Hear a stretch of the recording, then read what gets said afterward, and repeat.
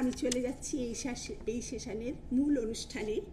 আমাদের এখন যে বক্তা আয়েশা খাতুন, মূলত আয়েশা খাতুন সমাজসেবিকা হিসাবেই বেশি পরিচিত, আমার বহুদিনের বন্ধু। তার লেখা যে গল্প, সে বীরভূমের মেয়ে, তার লেখা যে অনেকগুলি বই লিখেছে, বহু পুরস্কারও পেয়েছে। তার লেখা গল্পগুলোর মধ্যে হচ্ছে ফরিদার সাতকাহন, ফাঁস, ফিরে আয়, ফুলবো, ঝরা পাতার গান প্রভৃতি। কবিতার বইগুলোর মধ্যে হচ্ছে নীরব করণফুলি, ক্ষমাহীন হীনতা আমার, ফিরছি বাড়ির কাছে প্রভৃতি। উপন্যাসও লিখেছে সে, শালুক ও সুরধ্বনি, রোজা, ভাঙন চরিত কথা, পোড়া মুকুলের গন্ধ। বেশ কিছু প্রবন্ধ আমরা আয়েশার কলম থেকে পেয়েছি। দু একটা উল্লেখ করছি: নিয়মে যায় না, বিকল্প বর্ণ পরিচয়, বেসিক মাস্টার, গীত ও গীতিকার প্রভৃতি। গল্প করে বলছি, আমার বন্ধু আয়েশা খাতুন অনেকগুলো পুরস্কার পেয়েছে। বেগম রোকেয়া পুরস্কার, যুব পুরস্কার, ইলাচন্দ্র স্মৃতি পুরস্কার, জাতীয় পুরস্কার, নারী পুরস্কার, আজকের অপরাজিতা, তোমাকে সেলাম। বেগম রোকেয়া একাডেমি নামে একটি স্কুল তৈরি করেছে। তার প্রতিষ্ঠিত এনজিওর নাম শিয়ান। এইরকম একটা সুন্দর ব্যক্তিত্বের অধিকারী আয়েশা খাতুনকে আমি এবার আপনাদের সামনে উপস্থিত করতে চাই। আয়েশা, চলে আসবে।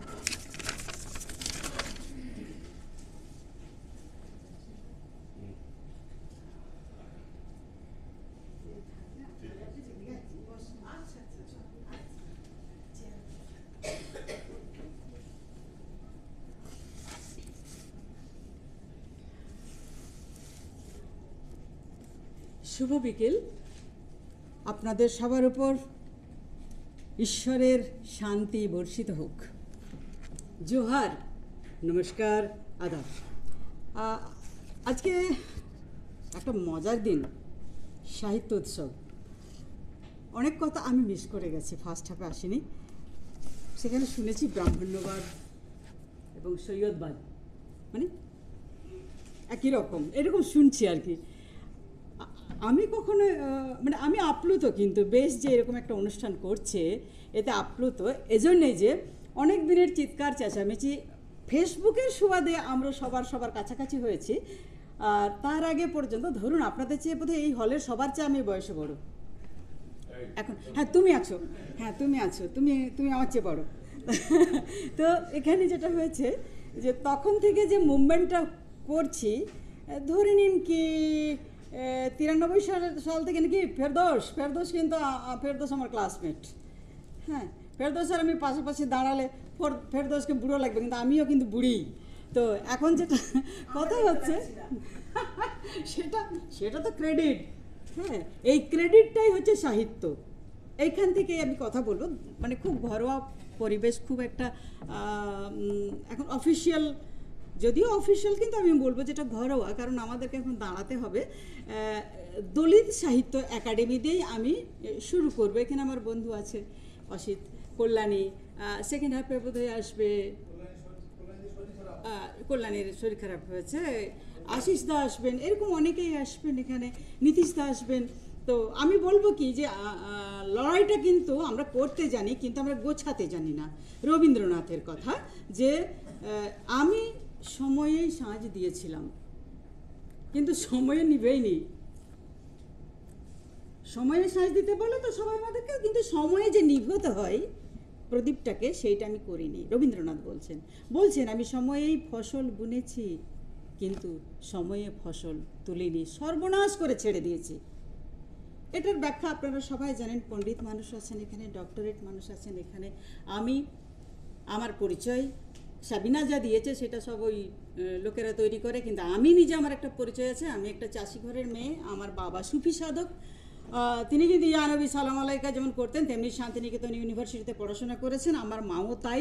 আমার মা চাষি, ভেড়া ছাগল পোষে। এখন আমি কিন্তু ছাগলডাঙ্গা দিতে যেতাম যখন আমি স্কুলে পড়তাম। সে ছাগলটাকে আমার মা বলেনি কখনো দিতে, আমার বাবাও বলেনি, কিন্তু আমি ভাবতাম ছাগলটা টেনে টেনে নিয়ে গেলে আমার দুটো একটা ক্লাস অফ যেতে পারে, সেটা আমার জন্য মঙ্গল হবে, মার খেতে এড়াবো। আর গ্রামের স্কুল দুটো দরজা ছিল, এই দরজায় ঢোকা যায়, ওই দরজায় বেরোনো যায়। মাস্টারমশাই যদি দাঁড় করিয়ে দেন পিছনে তো পালিয়ে চলে যাওয়া যায়, মাস্টারমশাই খুঁজেই পায় না আমাকে। সো আমার কিন্তু পড়ালেখা একটুও ভালো না, পড়াশুনোর গণ্ডি অনেক বড়, অনেক পর্যন্ত আমি চলে গেছি, সে বাই চান্স চলে গেছি, কিন্তু মোটেই আমি ভালো ছাত্রী নই। কেন বলছি যে ভাগ্যিস যে আমি ভালো ছাত্রী হইনি, নাহলে কিন্তু লিখতে পারতাম না। এই জন্যে যে সাহিত্য মানুষকে বাঁচিয়ে রাখে, ঠিক শৈশবের মতো। আমরা যতই বুড়ো হয়ে যাই না কেন, যখন শৈশব নিয়ে কথা বলি আমরা কি বলে বন্ধুদের সঙ্গে, যারা একসঙ্গে হাঁটাহাঁটি করেছি, তখন কিন্তু আমরা সেই বালক বালিকা হয়ে যাই। সেই পুকুরে সাঁতার কাটা, হাঁস ধরা, চিংড়ি মাছ ধরা, বঁড়শিতে কি বলে কেঁচো গেঁথে ফেলা, ডালে চাপা, লোকের চুরি করে আচার খাওয়া, কুল খাওয়া, এগুলো যেমন করি, এইগুলোর যে কি গুরুত্ব সারা জীবন বাঁচিয়ে রাখে। আমি তো বেঁচে আছি। আমি যখন বালিকা বেলা লিখলাম, বেরোয়নি এখনো, প্রকাশক কবে বার করবে জানি না, বালিকা বেলা যখন লিখছি তখন কিন্তু একেবারে আমার কখনোই মনে হয়নি যে আমি বালিকা বেলা থেকে এখন বাইরে আছি। সারা সময় আমি হেসে গেছি, যখন লিখি, যখন চরিত্র সৃষ্টি করি, তখন তো কোথাও কাঁদছে, কোথাও হাসছে, ওর সঙ্গে সঙ্গে আমিও কাঁদি, আমিও হাসি, আমি হেঁটে বেড়াই ওদের সঙ্গে। তো এই সাহিত্য এবং সাহিত্য উৎসব এবং তার সঙ্গে বাঙালি মুসলমান শব্দটা জড়িয়ে একটা রাজনৈতিক প্রেক্ষাপট তো বটেই, যতই আমরা এড়িয়ে যাবার চেষ্টা করি না কেন। তবুও আমি বলবো, যেভাবে আমার অনেকগুলো বন্ধু আছে, তারা আমাকে বলে তুমি তো হিন্দু ঘেঁষা, তুমি তো হিন্দুদের সঙ্গে হেঁটে বেড়াও। আবার মুসলমান বন্ধুগুলো বলে তুই আবার মুসলমান কবে থেকে হলি, তুই তো আলটিমেটলি হিন্দুগুলো আবার আজকাল যে যারা রাম রাম করছে, এতদিন করছিল না, তাদেরকে এখন চিনতে পারছি, তারা আমাকে বলছে তুই তো আলটিমেটলি মুসলমান। তাহলে মহা ঝামেলায়। আমার গায়ের লোক বলে এ মেয়েটা তো আসলে খ্রিস্টান, মরেছে। এবার আমি কি করব? ওরা বলছে হিন্দু, ওরা বলছে মুসলমান, ও বলছে তুই মুসলমানই নোস। আবার আমার বাড়ি থেকে শুরু করে আমার গ্রামে সবাই বলে ও খ্রিস্টান। এখন ক্রুসেডের যুদ্ধ, তার মানে বুঝতে পারছেন আমাকে কিভাবে করতে হবে। আমিও ইতিহাসের ছাত্রী, আমিও সোশ্যাল ওয়ার্কের ছাত্রী। কারণ কি, আমি যখন ইতিহাস পড়ে ভাবলাম পড়াবো, তখন গভর্নমেন্ট বলল আমার চেয়ে মৌলবী তুই কোথাও খুঁজে পাবি না। কারণ মৌলবাদ কাকে বলে, সরকারের চেয়ে বড় মৌলবাদ আর কেউ নাই। আমাকে দেয়নি চাকরি, 1000বার পাস করেছি, আবার দিয়ে দিয়েছে। তখন কিন্তু এই সালের মতো ছেলেরা অনেক ছোট ছিল, নাহলে হয়তো পেয়েও যেতাম আমি লড়াই করে, বুঝলেন না? প্রচুর লড়াই করেছি, বুদ্ধদেবের সাথে ফাটাফাটি করেছি। ওইটুকু মেয়ে বলে টেনে বার করে দিয়েছে আমাকে হল থেকে। কারণ আমি বলেছিলাম বুদ্ধদেবকে, আপনি তো চাকরি দেন না, আমরা তো চাকরি পাই না, আপনারা চাকরি দেন। সো প্রকাশ্যে কথা বলার জন্য আমি শ্রেষ্ঠ, এবং এই জন্যই আমাকে অনেকবার বার করে দিয়েছে। এবং কখনো কখনো আমাকে কেউ মৌলবাদ বলে, কখনো কখনো আমাকে চরমতম দেশদ্রোহী মেয়ে বলে, কখনো কখনো আমাকে কি বলে রাজনৈতিক শব্দ, যে মাওবাদী বলে। বীরভূম জেলার মোহাম্মদবাজার ব্লককে মাওবাদী ঘোষণা করেছেন আমাদের গণতন্ত্রের মুখ্যমন্ত্রী। সুতরাং আমরা কিন্তু এরকম প্রেক্ষিতে কলম ধরেছি। কলম ধরতে গিয়েও মুশকিল। আমি কিন্তু উৎসবের কথাই বলছি, আমি খুব মজা করে বলছি, এখানে কোনো হিংসা নেই। হ্যাঁ, এখানে কোনো রক্তপাত নেই, হিংসা নেই, এখানে আছে শুধু ভালোবাসা। রাহুল গান্ধী শুধু ভালোবাসা বিলিয়ে বেড়াচ্ছে, আমিও চারটে আঁচলে করে নিয়ে এসেছি আর কি সেই জায়গা থেকে। সুতরাং আমাদেরকে কিন্তু ভালোবাসা মাখতে হবে। এই কথাগুলো বলতে গিয়েই সাহিত্য চর্চা, ধরুন মনোয়ারাদি না, দাঁড়াও, আমি কিন্তু অনেক বুড়ি, আমি অনেক দেখেছি এখানে, সেই জন্য বলছি মনোয়ারাদি, তোমার বই বেরোবার আগে রত্না রশিদের বইটা বেরোয়।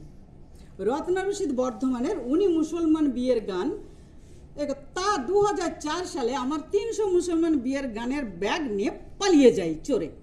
রবীন্দ্র সদনের একটা অনুষ্ঠান হচ্ছিল, পুতুল নিয়ে একটা সেমিনার চলছিল, ভারতবর্ষের সংস্কৃতির উপরে। ইটালির একটি মেয়ে পুতুল তৈরি করেছে অনেক, কি করে আমার নাম্বার পেয়ে বলেছে আয়েশা তুমি একটু থেকো। তখন তো আমি চিংড়ি আয়েশা, আমাকে ধরে কে? আমি কাঁধে ব্যাগ নিয়ে এখান থেকে সেখান ঘুরে বেড়াই। এখন সপ্তাহ পত্রিকার দিলীপ চক্রবর্তী উনি বললেন যে আয়েশা তোমার যা যা লেখা আছে নিয়ে এসো, পুজো সংখ্যায় ছাপানো হবে। ফেব্রুয়ারি মাস থেকে আমাকে তাড়া দিচ্ছে, এটা ফেব্রুয়ারি মাসে চুরি গেছে, 4 ফেব্রুয়ারি আমি গেছি। আমি তখন জেরক্স করতে হয় এসব জানি না, তো এইসব আমি কত মাস্টারকে দিয়ে দিয়েছি, এই আবার কি মূল্যবান জিনিস। এখানে অনেকগুলোই যারা গ্রামের ছাত্রছাত্রী আছেন, যারা আমরা পরে স্যারদের ন্যাওটা হয়ে যাই আর কি, তখন স্যাররা যখন বোঝেন যে আমি কিন্তু করেছি এটা, বাগধারা লিখে দিয়েছি। আমার মা কত বাগধারা বলতেন কথায় কথায়। এই যখনই কিছু আমরা চুরি করে খেয়ে নিতাম বাড়িতে, তখন আমার মা বলতেন, ভূতের ডরে চাপলাম কাছে আর ভূত বলে আমি পেলাম কাছে।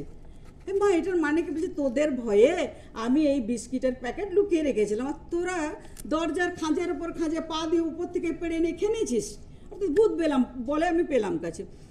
অসংখ্য অসংখ্য ছড়া, মানে বাগধারা। হঠাৎ একদিন বলছে যে আমি একটি কিছু করতে গেছি আমার নানির কাছে, মায়ের নানি আর কি, আমরাও নানি বলতাম। ও বলে বসলো যে সালে পালোয়ার বন্ধুর গীত, এটার মানে কি? এবার আরেকজনের কাছে মানে আমি আপনার ওই আমার টাইমটা তো কিন্তু বলে দেবেন, নাহলে আমি কিন্তু থামবো না। তো হ্যাঁ, ও আচ্ছা আচ্ছা, তাহলে গোটাতে হবে। এবারে আমি বলছি যে কথাগুলি, এই যে শব্দ, হীনমন্যতার কোনো প্রশ্ন নেই। আমি যা জানি, আমি যখন কোথাও নিজেকে প্রেজেন্ট করব তখন বলবো আমি কিছু জানি না, আপনি বলুন, আমি শুনবো বেশি। কিন্তু আমি যা লিখব, আমার হৃদয় উজাড় করা অভিজ্ঞতার ঠাস বুননে লেখা আমি তোমাকে দিয়েছি। এবার যদি তুমি আমাকে বলো এই লেখাটা হয়নি, আমি তাকে বলবো আপনি একটু বলুন, আমি কারেকশন করব। এই যে হীনমন্যতার কোনো জায়গা আমাদের রাখলে হবে না। দলিত সাহিত্য একাডেমি তৈরি হয়েছে ভোটের জন্যে, আর তার আগে লম্বা লড়াই ছিল একটা। কারণ কি, কল্যাণীকে আমি দেখেছি ও অন্য কারো পত্রিকায় কোনো লেখা দেয়নি, কারণ দলিতকে যদি তুমি অছুত করে রাখো, আমার লেখাও তোমার জন্য অছুত, তোমার পত্রিকায় আমি লেখা দেবো না, আমার লেখা ছাপা হবে না হবে। ওয়াল ম্যাগাজিন করতো, দেওয়াল পত্রিকা করতো কল্যাণী। তাহলে ওদের একটা লড়াই, একটা সুযোগ এলো, ওরা একাডেমি করে ফেললো। কিন্তু দলিতকে প্রশ্ন, আমি কিন্তু লিখেছিলাম, তাদের সঙ্গেও আমার লড়াই। এই কল্যাণী দলিতকে, তোরাই সব মেম্বার হবে। আমার কল্যাণী আমার খুব ভালো বন্ধু, অসিত আমার খুব ভালো বন্ধু। আমি বললাম তোরাই কি সব নিবি নাকি, চল তোরাও ব্রাহ্মণ্যবাদ করছিস এখানে, বাদ দিলি কেন? আমি তো আয়েশা, আমি তো আরব থেকে আসিনি। এখানেই হয় আমার দাদুর দাদুর দাদু কেউ না কেউ কলম পড়েছে, তাহলে আমি দলিত, আমাকে মেম্বার রাখতে হবে। যে কি ঝগড়া আমি ওদের সাথে করি, কলম চালাই, তুমি দলিতের ব্যাখ্যা দাও নাকি অসিতা, তাই তো? এইভাবে কিন্তু ঝগড়াগুলো আমার চলতে থাকে। যা আমার মনে হয় আমি লিখে ফেলি। আমার লেখা পড়ুন, আমার কাকে পড়াবেন, কার সাথে ঝগড়া, এইসব উপরে থুতু ফেলতে গেলে গায়ে পড়ে। আমার ঘরের লোকই জানে না যে আমি এত এত লিখেছি। আমার মাকে একদিন বলছেন দিলীপ চক্রবর্তী ফোন করে যে আপনার মেয়ে ইলাজন স্মৃতি পুরস্কার আজকে পাবে, আমরা নিয়ে যাবো একসঙ্গে, আপনার কি মনে হচ্ছে? বলছে সব মিথ্যে কথা লেখে, ও একটি সত্যি লেখে না। ওকে কে পুরস্কার দিচ্ছে? দিলীপ দা সেকেন্ড কোনো কথা বলেনি, ফোন রেখে দিয়েছে। বলছে তুই পুরস্কার পাবি, চল, মূল্যায়ন তোর দেখ, তোর ঘর থেকে তোকে কিন্তু চাপ খাচ্ছে, অথচ তুই ভালো লিখবি না। আমি বললাম মাকে, কি বললাম তুমি এরকম বললে কেন? বলে ধুত ফেলে দাও তো। আমার মা লালন পড়েন, খুব ভালোবাসেন। আমি এত যেখানে যাই আমাকে বলে একটা লালন এনে দিস, একটা লালনের বই আমি এনে দিই, আনতে আনতে আর কিছুই পাই না, রিসার্চের বইগুলো এনে দিই। উনি ওটা পড়ার পরে প্রত্যেকটি বইকে রিজেক্ট করে দেন, বলে এটা লেখা হয়নি, এটা লেখা হয়নি। মা তুমি লেখো না, তাহলে আমি লিখবো না। খুঁজছে কিন্তু আমার বই পড়ে না। আমরা যদি কোনো কিছু কথা বলতে চাই তো মাইক দরকার, আমরা যদি কোনো কাজ করি তো মাইক দরকার। বিশ্বাস করুন, আজ আমাদের যে বন্ধু বান্ধব যারা আছে, খুব প্রিয়জন, বামুন হোক, কায়েত হোক, বা পদবীগত দিক থেকে খুব উঁচু মানের হোক, তারা যখন একটা ছোট্ট কোনো শব্দ লেখে, ওদের এত মাইক আছে। জানেন দাদা, ওটা দারুণ, আমার ছেলেটি একটু কবিতা লিখেছে, ও তোমার ছেলে ওটা, ও তোমার মেয়ে এটা, বাবা দারুণ বলেছে। যখন ঘর থেকে ঘরের সন্তানকে যখন তারা বাবা মা কোনো বিশেষণ দিয়ে ডাকে, তখন ওই বিশেষণটা বাইরের লোক ব্যবহার করে। ঘরের সন্তানকে আমি আমার একটা আমি পরে এই বইটা এনেছি, একটু বলবো একটু কথা, আমার কম কথা, আমাকে একটু দিয়ে 2 মিনিট টাইম, আমি একটু বলি। তো আব্দুল জব্বারের বই, আব্দুল জব্বারের বাংলার চালচিত্র পড়বেন, মানে ভাবতে পারবেন না যে কি সমুদ্র এই বইটা। কিন্তু যখন বলে মুসলমানরা কি লিখবে, তখন কিন্তু শুনতে হয় এই জন্য শুনতে হয় যে আমাদের সময়টা ওইটা, সেই বাঘ সেই সিংহ বলেছিল আমার খাবারের জল তুই ঘোলা করছিস কেন। হরিণ ছানাটা বলেছিল যে আমি তো নিচে জল খাচ্ছি আর আপনি তো উপরে জল খাচ্ছেন, আর জল তো উপর থেকে নিচে পড়ে, তা আমি কি করে আপনার জল ঘোলা করলাম। যুক্তি মানবে না, অকাট্য যুক্তি দিয়েছিল হরিণ ছানাটা। জল তো উপর থেকে নিচে নামে, তুমি উপরে জল খাচ্ছ, আমি নিচে জল খাচ্ছি, তুমি আমাকে এরকম বলছো যে আমি তোমার জল ঘোলা করেছি। সিংহ কি বললো, তুই করিসনি, তোর বাবা করেছে, অতএব তোকে আমি খাবো। আমাদের কিন্তু সময় এটা আমাদের সময়। অতএব আমাদের কিছু ওদের কথায় কান দিলে হবে না, আমাদেরকে পড়তে হবে, পড়াতে হবে, কথা শুনতে হবে, তৈরি করতে হবে, সাহিত্য চর্চা করতে হবে। আব্দুল জাব্বারের এই বইয়ের ভিতরে পড়তে পড়তে এখনকার যে লেখকরা চুরিচামারি করে, সরি চামারি শব্দটা সরি অসিদ্ধা, আমি খুব দুঃখ পেলাম, আমাদের মুখে ট্যাক্স নাই, যা আছে তাই বলে দিই, খুব মানে আমি একদম না আমি ব্যবহার করে ফেললাম, আমি দুঃখিত। যে এই যে যারা চুরি করে লেখে, তারা কিন্তু এই বইটা পড়ে না হলে 15টা উপন্যাস লিখবে, 15টা উপন্যাস লিখে ফেলবে। এত রসদ আছে বাংলার চালচিত্রে। কে লিখেছেন এই বই? আব্দুল জাব্বার।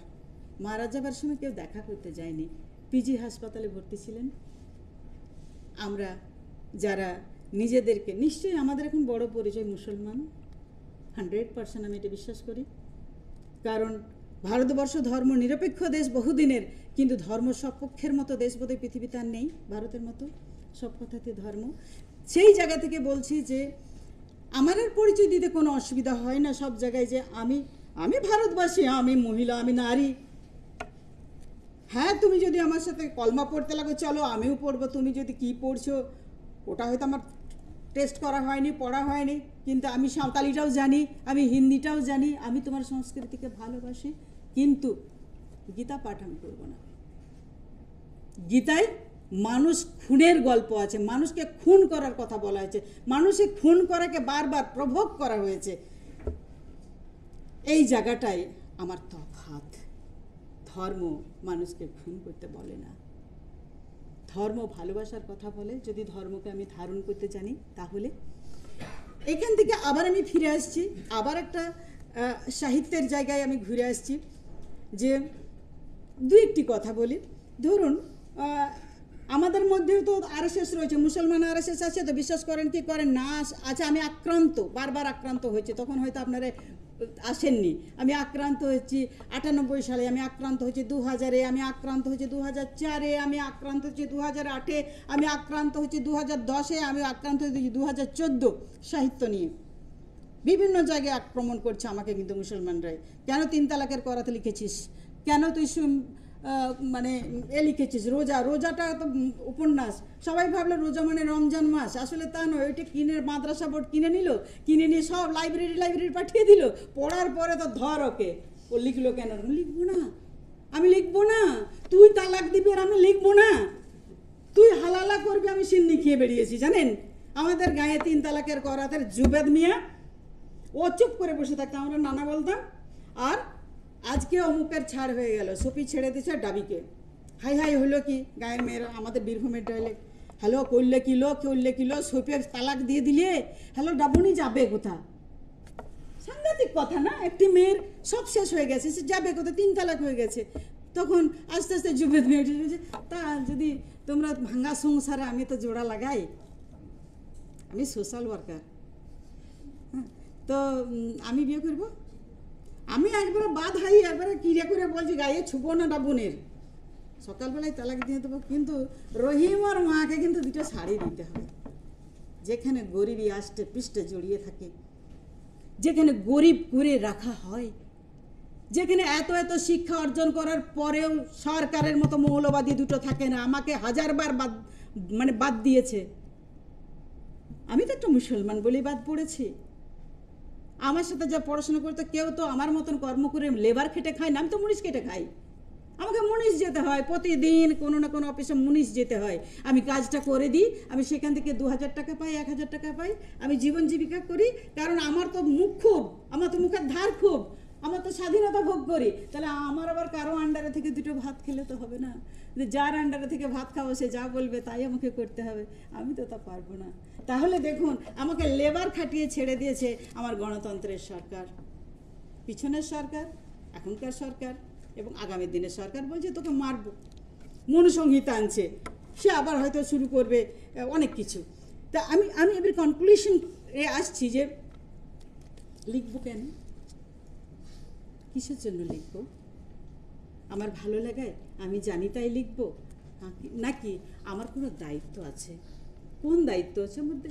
লেখক হিসাবে আমি মনে করি যে লেখকের অনেকগুলো দায়িত্বগুলো হচ্ছে হিন্দু মুসলমানের বিয়ে, ভালোবাসার সঙ্গে ভালোবাসার একটা মেলবন্ধন, যেটাকে কি বলছে লাভ জেহাদ তো নয়, এটা তো অন্যরকম ভালোবাসা। যদি মুসলমানেও বিয়ে হয় তো একটা সময় এসে তো সবারই ডিভোর্স হয়ে বসে আছে। বিয়ের 20 বছরের পরে, 15 বছরের পরে এমন কোনো হাজব্যান্ড ওয়াইফ নাই যে হাতে হাত দিয়ে ঘুমায়, সব ওইদিকে ঘুমায় আর ওইদিকে ঘুমায়, একে গাল দেয় আর ওকে গাল দেয়। তার মানে ডিভোর্সে বসেই আছে সবারই। সামাজিক ডিভোর্স হয়নি, কিন্তু হৃদয়ের ডিভোর্স হয়ে গেছে। এই জায়গাটাকে তবুও প্যারালাল দুটো দেওয়াল করে দেওয়া, হাজব্যান্ড এবং ওয়াইফ, স্বামী এবং স্ত্রী, প্যারালাল যদি দেওয়াল হয় তা মাঝখানটাতে হাওয়া বাতাস যাবে, দেওয়াল ভালো থাকবে, ভালো ভালো কথা বেরিয়ে আসবে, ফুল ফুটবে, বাচ্চারা গান করবে। আমি আল্লাহ জিকির যতই প্রকাশ্যে করি না কেন, গভীরে গোপনে একেলা যদি আমি আল্লাহকে ভালোবাসতে না পারি, আমি যদি আল্লাহ যদি আমার আশিক হতে না পারে, আর আমি যদি মাসুকা হতে না পারি, তাহলে কিসের ধর্ম, কিসের ভালোবাসা, কি নিয়ে থাকবো, কোথায় যাব? মুর্শিদ অনেক বিতর্ক আছে, তবুও একজন সাহিত্যিকের কলমে যে দায়িত্ব, আমার বাবাই বলেছিলেন, মানে আমার বাবা মারা গ্রামে বাস করলে কিন্তু আমার অনেক ভালো শিক্ষক, সবারই বাবা মা ভালো শিক্ষক, আমারও তেমনি। তা আমার বাবা আমাকে বলেছিলেন, আমরা তো সুফি সাধক ঘরের মানুষ, সুফি ঘরানার, তার মানে আমরা পীর বিশ্বাস করি। হ্যাঁ, তো সেখানে মানে আমি আল্লাহ, তুমি আল্লাহ, আমি আল্লাহ সমান বলতে পারবো না, আমি ভয় পাই, তাই আমি একজন কাউকে না কাউকে গ্রহণ করি। কিন্তু আমি আবার এমনই বেয়াদব মেয়ে, গোটা ঘরের বাইরে বলে যে দূর পীর মিরমি পারবে না, তারিখ হবে না। বাবা বলে সে কী কথা, আমি তো ওনাকে বলেছি, ওনার কাছে তুমি মুরিদ হও, এই কথাটা বলে শেষ করব। তা আমি বললাম যে মুরিদ আমি হতে পারি, তা হও। তা আমি বললাম না, একমাত্র মিহিলাল মাস্টারের কাছে মুরিদ হবো, মানে বাবার কাছে।